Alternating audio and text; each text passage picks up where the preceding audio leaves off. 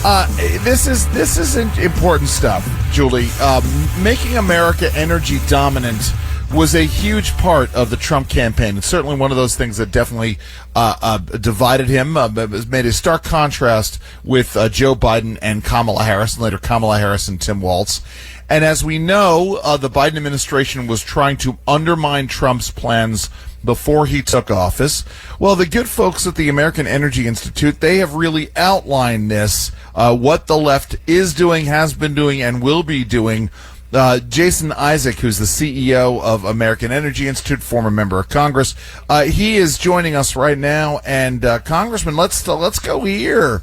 Let's talk about this web of dark money. What's going on and what's at stake? And Joy, listen. So we're talking about this. Let's talk about what's going on with this web of dark money. Oh, yes.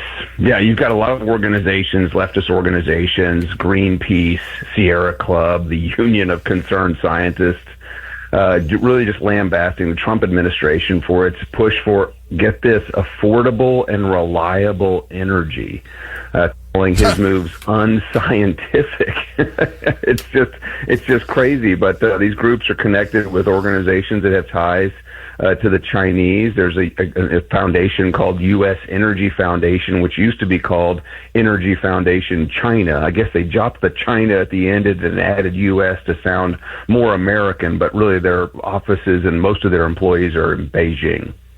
Yeah, and you know, it's a situation in which this stuff matters.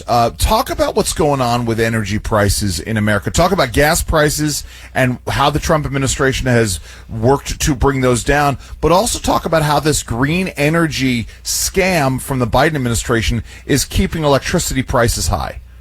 Well, let's start with energy prices, lowest gas prices we've seen national average. Unfortunately, places like California and Hawaii are keeping the national average higher, but it's the lowest national average prices we've seen since the previous Trump administration 5 years ago. So that's great. People immediately feel that at the pump.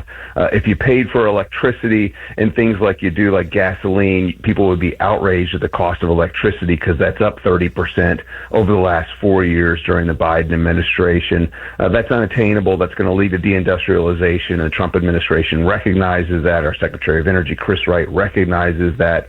And that's why they're working to push this affordable and reliable energy dominance agenda. Wind and solar, everywhere they've been implemented around the world, the only way they survive is through subsidies and mandates. They just don't survive on their own without those two things. And when you implement them and you put them in grids around the world, cost skyrocket and reliability decreases significantly. And that's not how you lead an industrialized nation.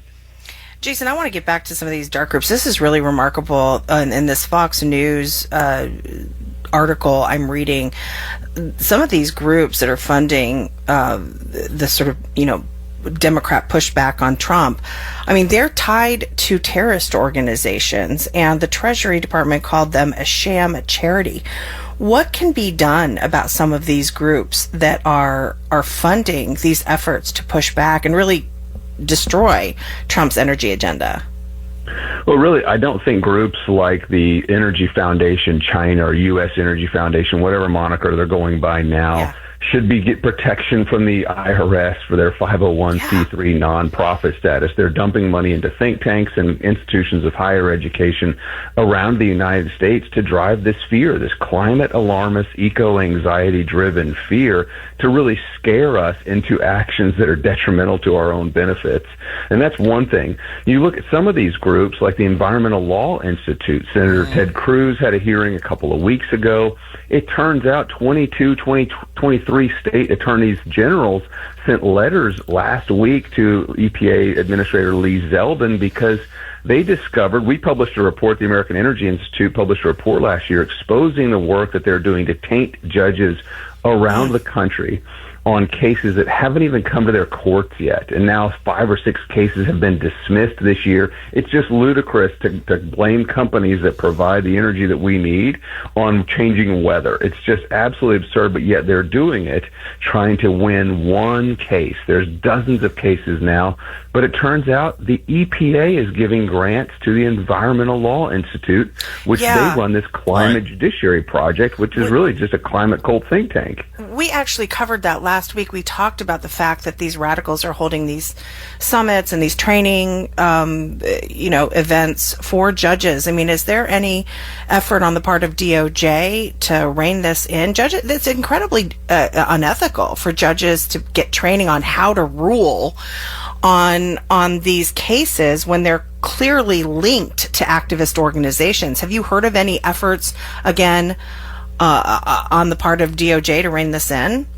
Not at Justice. The latest breaking news is that the House is going to start investigations. That broke, I think, just in the last 24 to 48 hours. Wow. So that'll be great. The House is following in the Senate's leadership. So we'll get more information uncovered from these litigation hubs at these alarmist institutions.